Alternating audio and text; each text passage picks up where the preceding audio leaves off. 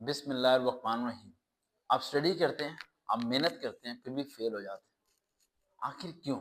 Struggle की, निरा struggle किया, academy गए, स्कूल गए, सब कुछ किया, फेल हो गए। लेकिन फेल होने के बाद आपके दिमाग में ये आ रहा है कि यार मैंने मेहनत तो काफी की, आखिर फेल क्यों हो गया?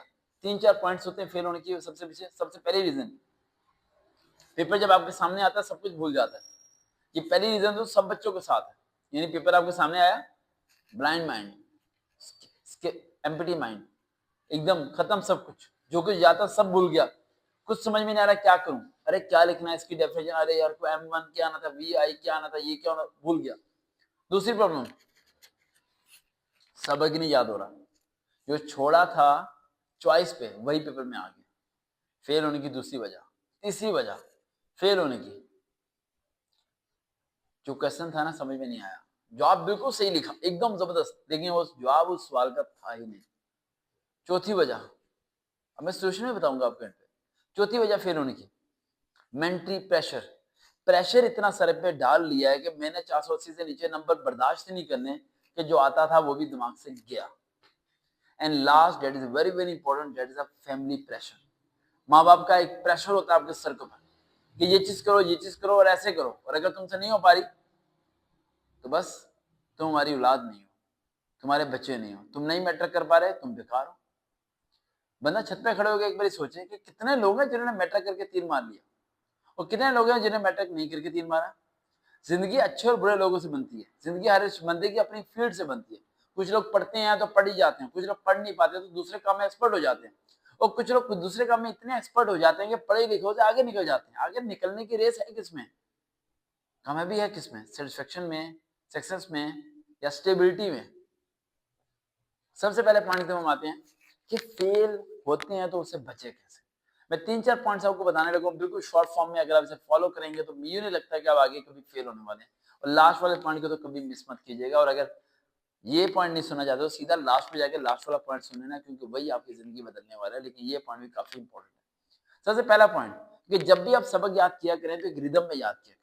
जब रिदम में आप सबक याद कर रहे हैं, बीच में दरवाजा बज गया, खोलने नहीं जाना, भूख लगी, खाना खाने नहीं जाना, अम्मी ने आवाज दे दी, उन्हें पहले ही बता दो कि सबक याद कर रहा हूं, ये आवाज नहीं देनी। सबको फुल स्टॉप कर दो, कमरे का कोई किचन पकड़ लो, स्टोर पकड़ लो, कोई कोना पकड़ लो, मुंह उधर करके बैठ जाओ, पीछे टीवी लगा उसे मत सुनो, बंद करो, कुछ ना कुछ करो, जो direction must be straight forward. दूसरी बात, रूटीन वाइज रिदम आपका क्या होना चाहिए, सेम। सबक याद, यानी रोजाना 1 घंटा याद करो, 1 घंटा याद करो, आवाज से याद करो। 1 घंटा याद किया, 5 लाइनें याद हुई, परेशान हो गए, 1 घंटे 5 लाइनें याद हुई, बेकार जिंदगी चल रही है, उसी 1 घंटे को अगले दिन रखो। 1 घंटे में 10 लाइनें याद होगी, अगर 1 घंटा रखो, आप 1 घंटे की रिदम को मेंटेन रखोगे, आपको पूरा पूरा चैप्टर 1 घंटे में याद होना शुरू हो जाएगा। आपका ब्रेन चल पड़ेगा, आपकी फ्रिक्वेंसी हाई हो जाएगी, कैपेसिटी स्ट्रांग हो जाएगी आपकी। पहला पॉइंट समझ आ गया। दूसरा पॉइंट, जब सुबह का आपका पेपर होता है, सुबह का टाइम, राइट, फजर आप स्कूल जाना होता है, तो आप बीच में जाते हुए बातें करते हो दोस्त से, कैसा हुआ, तेरी तैयारी कैसी है, नहीं यार, कच्चा दिमाग है तुम्हारा। सबक याद करने के बाद आप लोगों ने बात नहीं करनी, गूंगा बन जाना है। गूंगा बन, फॉलो करके देखना है ये रूल, मैं फॉलो करता हूँ। गूंगा बन जाना है आप लोगों ने जब जाना है। पेपर आया, पेपर किया, पेपर करने के बाद जाके कोई बात करनी है। अगर आप बात नहीं करोगे, यकीन मानो सारे के सारे इल्म आपके दिमाग में रहेगा, एक चीज भी स्किप नहीं होगी आपके दिमाग से। Third point is very very important, question जब आपके सामने आ जाते हैं, आप क्या करते हो, वो करते हो जो आपको आते हैं पहले, यही करते हो ना। जैसे सीक्वेंस है ना वैसे ही करना शुरू हो जाओ। और ये मत सोचो आपको भूल गया, लिखने की कोशिश करो, खुद ब खुद आ जाएगा। जो अल्फाज भूल जाओ उसे लिखो ही ना, जोर मत डालो, वरना बाकी भूल जाएगा। पेपर पूरा टाइम करके आया करो, टाइम पूरे 3 घंटे कंज्यूम किया करो। यार आधे घंटे पहले निकल जाना, आप ब्रेक से पहले बाहर निकलना, वो दोस्त चला गया मैं भी जा रहा हूँ, नहीं यार, वक्त तो गुजर ही जाएगा, वही सूरज वही चांद बाहर नजर आएंगे तुम्हें। लेकिन तुम्हें अपने टाइम को प्रॉपर्ली यूज करना है, क्योंकि उसके बाद ये वक्त जिंदगी में दोबारा नहीं आने वाला।